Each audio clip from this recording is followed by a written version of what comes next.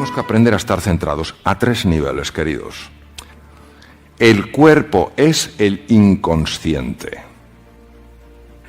El cuerpo es el inconsciente. El ejercicio físico son tan buenos para quitarse carga emocional.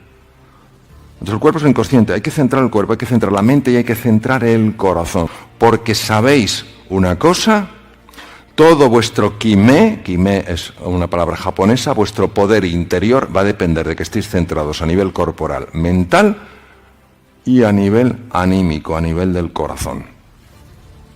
¿Sabéis de lo que hablo, que sí? Llamamos la felicidad al bienestar. Llamamos felicidad a la comodidad. Llamamos felicidad a la seguridad. Llamamos felicidad al estatus, es decir, ser alguien importante y a pertenecer a un grupo. Y esto le llamamos felicidad. Esto no es felicidad, esto es bienestar. Es diferente. ¿Y por qué lo sabemos? Porque personas que han alcanzado un nivel enorme de comodidad, de seguridad en su vida, de estatus, de pertenencia, siguen notando un vacío en su vida. Los vacíos del ser no se rellenan con el tener. Y ya podemos tener y tener y tener y tener, que estamos llenando un pozo distinto del pozo del ser. Y mientras no llenemos el pozo del ser, seguiremos notando ese vacío. ¿Es verdad que se viaja más cómodo en un coche bueno que en un coche no tan bueno? Sí. ¿Es verdad que se come mejor en Alicante que en otros sitios? Sí. ¿Es verdad que se está mejor en este salón que estuviéramos todos apretados en una clase? Sí. ¿Y eso es importante? Sí. ¿Es la felicidad? No. ¿Venimos aquí a hablar del bienestar subjetivo? Sí. ¿Venimos solo a hablar del bienestar subjetivo? No. Venimos a hablar también de la felicidad. Entonces tenemos que ver qué es la felicidad. Ahora, las personas que han alcanzado un nivel de bienestar, de estatus, es decir, de reconocimiento, de valoración, etcétera, etcétera, cuando notan ese anhelo, ese vacío, y dicen, hay algo que le falta a mi vida y no consigo saber qué es, están tocando una puerta muy delicada, que es la puerta de la incertidumbre. Esta puerta es delicada porque cuando tú la cruzas, el mundo cambia. Y preferimos lo malo conocido o lo que no es tan malo y es cómodo a lo bueno por conocer. Ahora que tenemos aquí el mar tan precioso y vemos la línea del horizonte, muchas personas durante muchos años vivieron encerrados en los límites del horizonte porque consideraban que fuera solo había monstruos y dragones. ¿Y si no fuera así? ¿Y si hubiera un espacio de posibilidad para el ser humano? ¿Y si fuera, como decía uno de los 7 sabios de Grecia, Pítaco de Mitilene, la oportunidad es una puerta abierta a infinitas posibilidades? Y si el ser humano no solo necesitara el bienestar subjetivo, que claro que lo necesitamos, sino que además pudiera experimentar algo más profundo que es la felicidad. Eso es lo que tenemos que explorar. Obviamente hay personas que se abren más a explorar en esa puerta porque sienten que no están experimentando nada de lo que le da un cierto tono de alegría o de entusiasmo a la vida. Son personas que están hartas de estar hartos. Estoy harto de estar harto. Tiene que haber algo más. Y como dice Leonard Cohen en su disco Anthem, hay una grieta en la pared a través de la cual penetra la luz. Hay algo en el ser humano, en nuestra profundidad, que siente que hay una dimensión dentro de nosotros que no estamos explorando y que si no la exploramos es muy difícil experimentar lo que es la felicidad.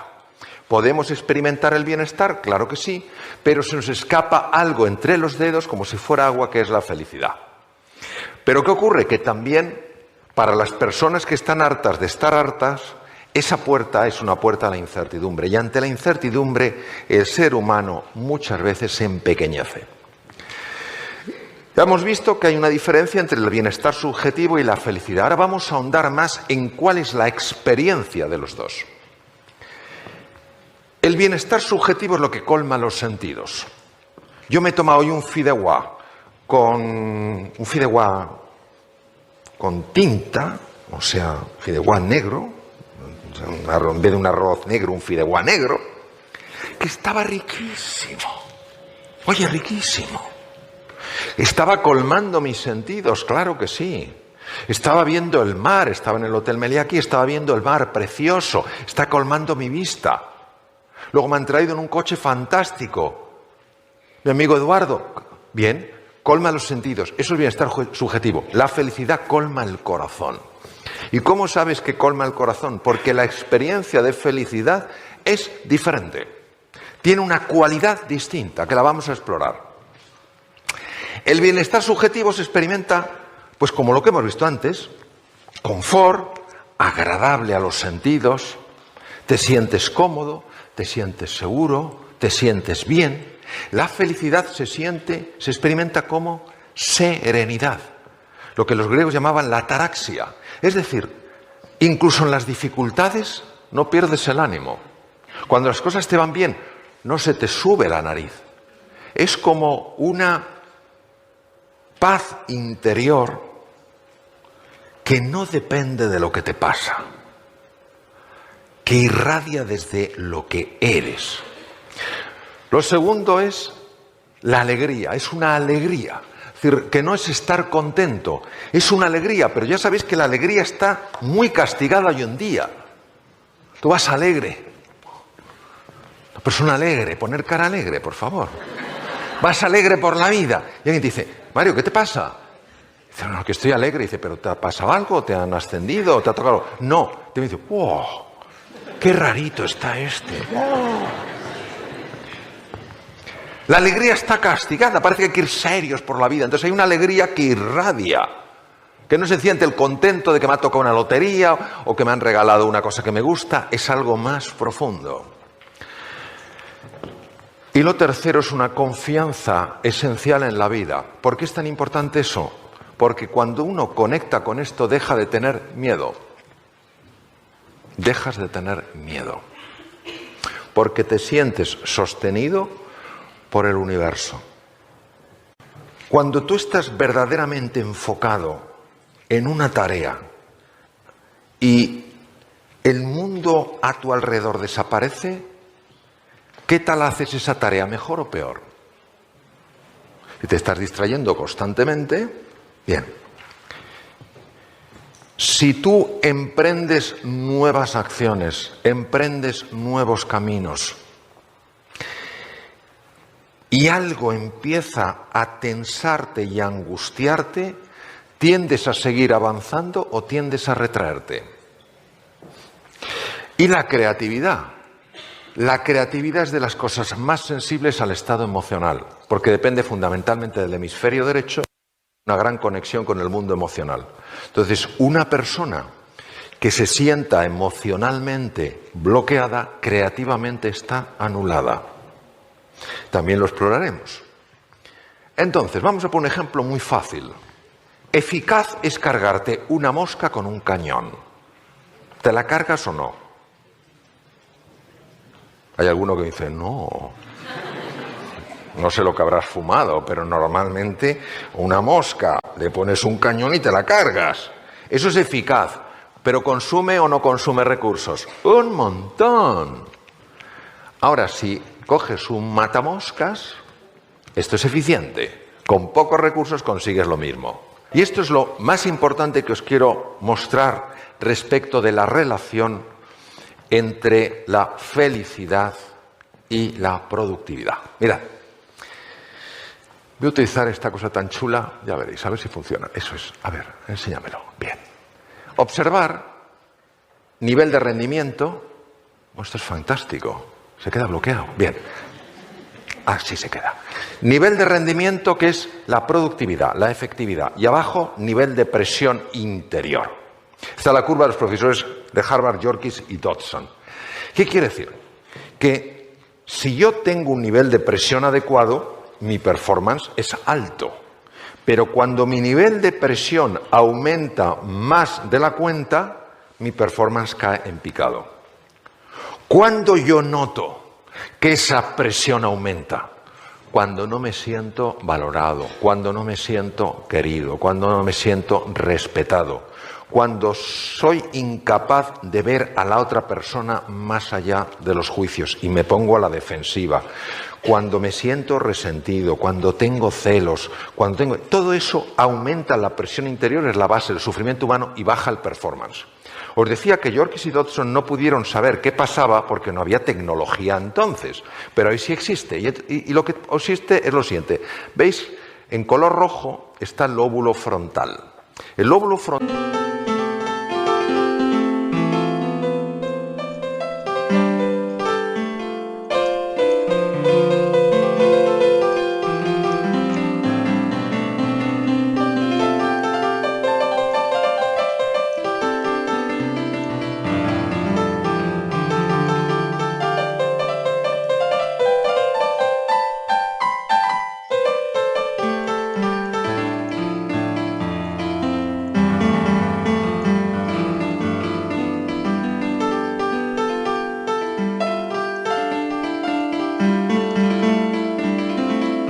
del cerebro humano es el más importante en la productividad de una persona, porque es el cerebro ejecutivo, es el que te hace tomar buenas decisiones, ser más creativo, aprender más deprisa, enfocarte bien en las cosas.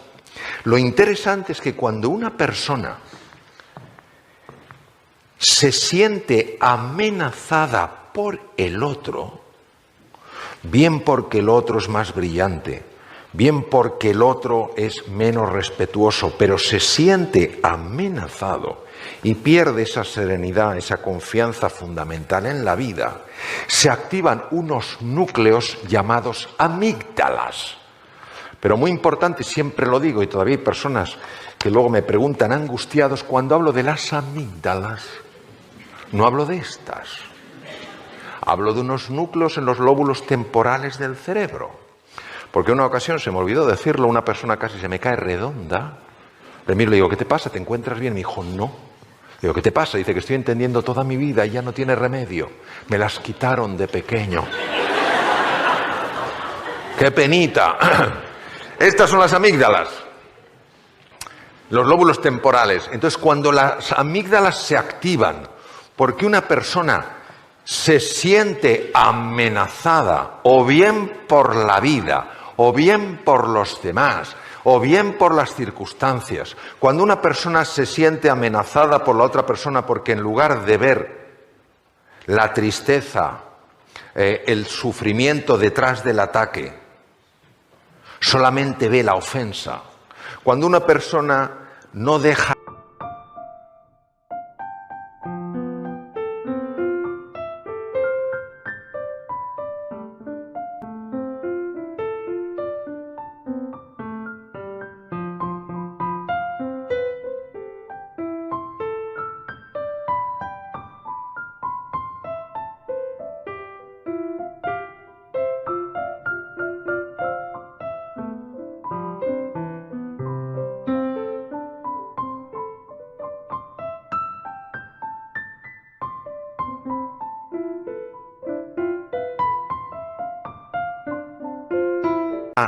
la herida a un lado, entendiendo que con la herida no se puede avanzar durante mucho tiempo y que el ser humano no hace cosas malas porque sea malo, sino que hace cosas lamentablemente incorrectas por su ignorancia, porque no ve.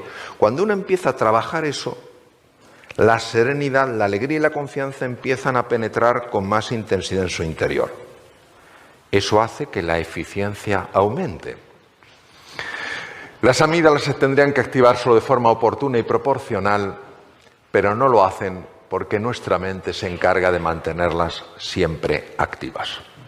Y voy a terminar en esta breve exposición que ojalá nos haya ayudado por lo menos a plantearnos ciertas cosas de la siguiente manera. Mirad, en una ocasión estaba con el profesor Howard Gardner aprendiendo temas de inteligencias múltiples con él, que fue el creador de la teoría de inteligencias múltiples, y conocí una mujer fascinante. Era una mujer muy extraña, porque yo le hablaba, tardaba en contestarme y al cabo de un rato me contestaba. Y entonces yo empecé a pensar que tenía un problema de audición, que tenía algún tipo de sordera. Yo empecé a mirar así, no soy muy discreto, empecé a hacer así.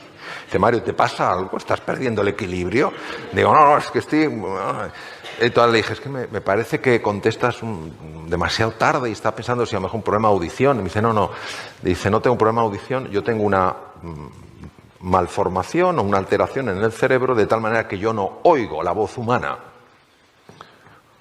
Yo la veo. Digo, ¿cómo que la ves? Y luego, efectivamente, hablando con neurocientíficos, me dijeron que esto existe. Es muy raro, pero existe. Ella veía una pantalla.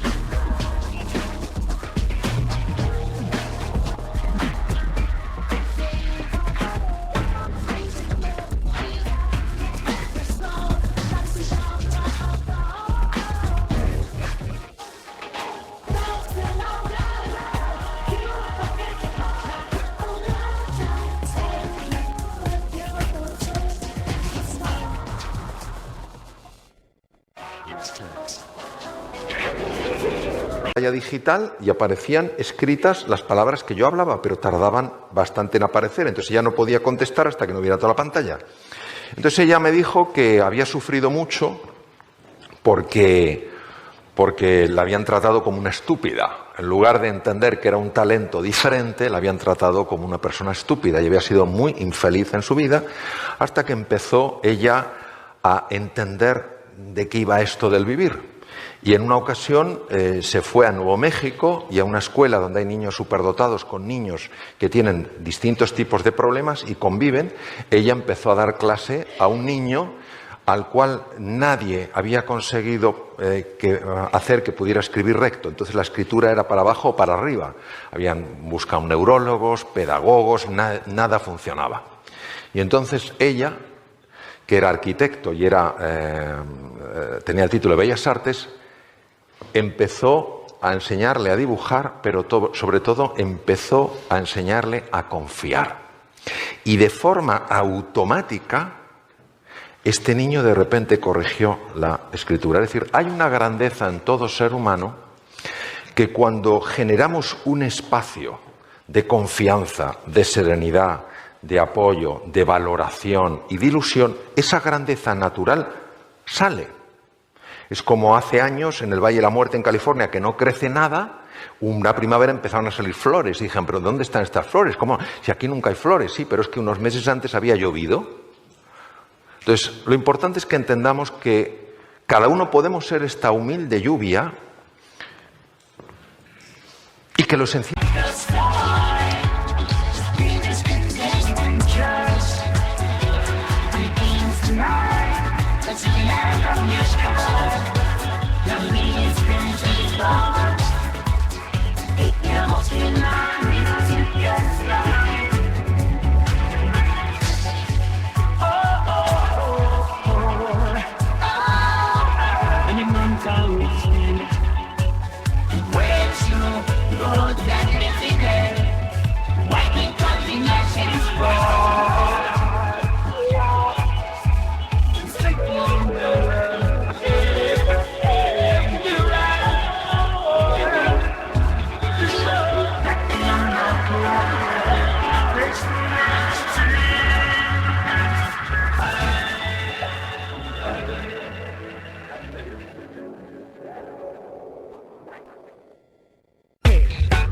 Está en cada persona, que si tú una persona la tratas con afecto, si tú una persona la valoras, si a pesar de ser distinta a ti no la tratas como distante, si en lugar de tolerar la diversidad la celebras, si generas un espacio de escucha donde estás verdaderamente presente, de manera natural se produce esa reconexión que es la base de la felicidad. Y es como tú te sientes parte de todo. Reconectas contigo, con los demás y con la naturaleza. Y todos, sin excepción, yo el primero, vamos a tener que experimentar digamos, lucha. Y esto es lo que aprendí de esta profesora, y con esto termino, la cual lo aprendió de los indios navajos.